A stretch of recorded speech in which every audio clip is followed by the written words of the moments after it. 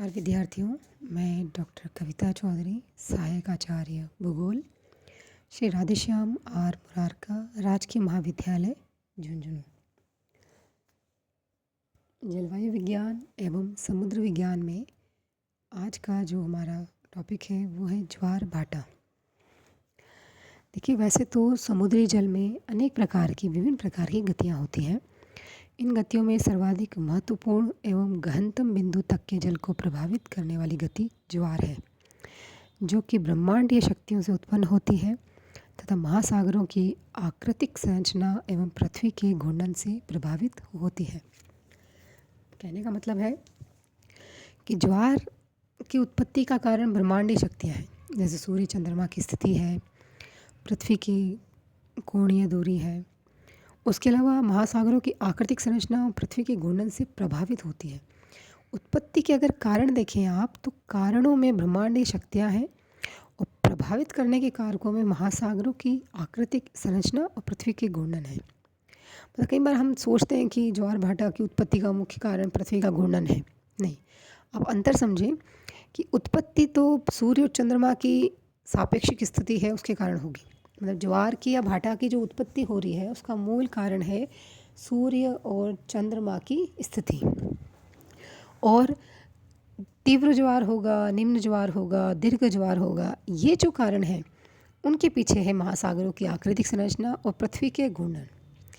आप उसका प्रकार और उत्पत्ति को अलग रखिए। अगर हम ज्वार भाटे की उत्पत्ति की बात करेंगे तो उत्पत्ति के कारण है सूर्य और चंद्रमा की स्थिति।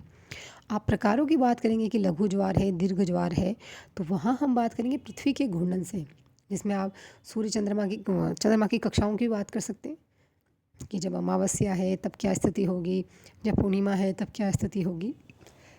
किंतु उत्पत्ति जो है वो मूल रूप से सूर्य और चंद्रमा की स्थिति के कारण है।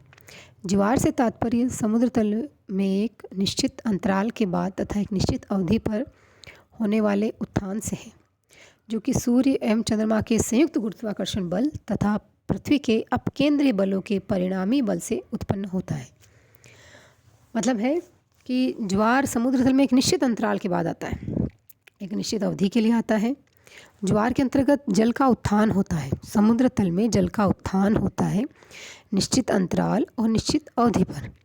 और इस उत्थान का मूल कारण है सूर्य एवं चंद्रमा के संयुक्त गुरुत्वाकर्षण बल तथा पृथ्वी द्वारा जो अपकेंद्रीय बल लग रहा है, अपकेंद्र मतलब दोबारा रिवर्स में जो बल लग रहा है, उनके परिणामी बल से उत्पन्न। उनकी तुलना करेंगे और जो बल अधिक प्रभावशाली होगा वो स्थिति रहेगी। मतलब आप कह सकते हैं कि अगर सूर्य चंद्रमा का गुरुत्वाकर्षण बल अधिक प्रभावी होगा तो ज्वार होगा, और पृथ्वी का अपकेंद्रीय बल अधिक प्रभावी होगा तो भाटा की स्थिति होगी। भाटा से तात्पर्य समुद्र तल में पतन से होता है। ज्वार भाटा वास्तव में समुद्र के जल में उत्पन्न सर्वाधिक विस्तृत दोलन गति है, जिसमें कहीं जल का उत्थान तो कहीं जल का पतन है।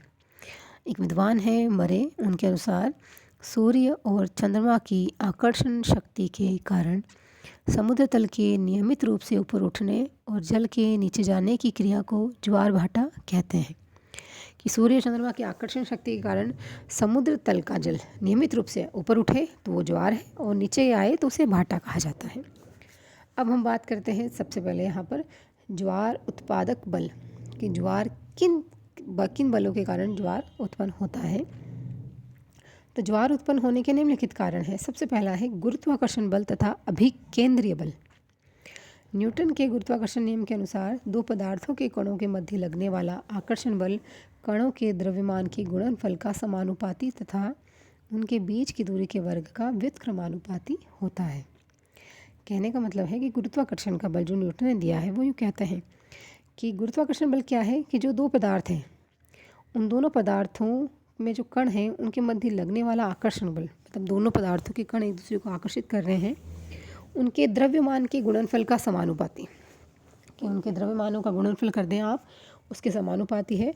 और वो दोनों कण एक दूसरे से कितनी दूरी पर हैं उसके वर्ग का व्युत्क्रमानुपाती है। पृथ्वी की दूरी सूर्य से अधिक है तथा चंद्रमा की दूरी पृथ्वी से कम है। पृथ्वी सूर्य से 14.8888 करोड़ किलोमीटर तथा पृथ्वी की चंद्रमा से दूरी है 3.84 लाख किलोमीटर। अतः पृथ्वी पर सूर्य की अपेक्षा चंद्रमा का गुरुत्वाकर्षण अधिक प्रभावशाली रहेगा, क्योंकि हम कह रहे हैं कि दूरी के व्युत्क्रमानुपाती है। तो सूर्य से अगर ज़्यादा दूर है पृथ्वी, तो गुरुत्वाकर्षण बल सूर्य का कम प्रभावी होगा और चंद्रमा का अधिक प्रभावी होगा। नियम के अनुसार सूर्य के ज्वारोत्पादक बल और चंद्रमा के ज्वारोत्पादक बल के अनुपात में 11.5 है, कि सूर्य का ज्वारोत्पादक बल है 11 और चंद्रमा का है 5। इसी बात कर रहे हैं केंद्रोपसारी बल या अपकेंद्री बल। चंद्रमा तथा पृथ्वी के परिभ्रमण के कारण गुरुत्वाकर्षण बल की प्रतिक्रिया स्वरूप उत्पन्न केंद्रापसारित बल के कारण जल का बाहर की ओर उभार हो जाता है। इस कारण 24 घंटे में प्रत्येक स्थान पर 2 बार ज्वार तथा 2 बार भाटा आता है। तीसरा है वो है सूर्य, चंद्रमा तथा पृथ्वी की सापेक्ष स्थिति। जब सूर्य तथा चंद्रमा एक सीधी रेखा में होते हैं, दोनों की आकर्षण शक्ति मिलकर एक साथ कार्य करती है, तो उच्च ज्वार का अनुभव किया जाता है। इसके विपरीत जब सूर्य, चंद्रमा तथा पृथ्वी मिलकर समकोण बनाते हैं, तो सूर्य तथा चंद्रमा के आकर्षण बल एक दूसरे के विपरीत कार्य करते हैं, जिस कारण निम्न ज्वार अनुभव किया जाता है। तो आज हमने पढ़ा है ज्वार भाटा किसे कहते हैं और ज्वार उत्पादक बल, जिसमें 3 है। पहला है गुरुत्वाकर्षण बल तथा अभिकेंद्री बल, दूसरा है केंद्रोपसारी बल या अपकेंद्री बल, और तीसरा है सूर्य, चंद्रमा और पृथ्वी की सापेक्ष स्थिति। धन्यवाद।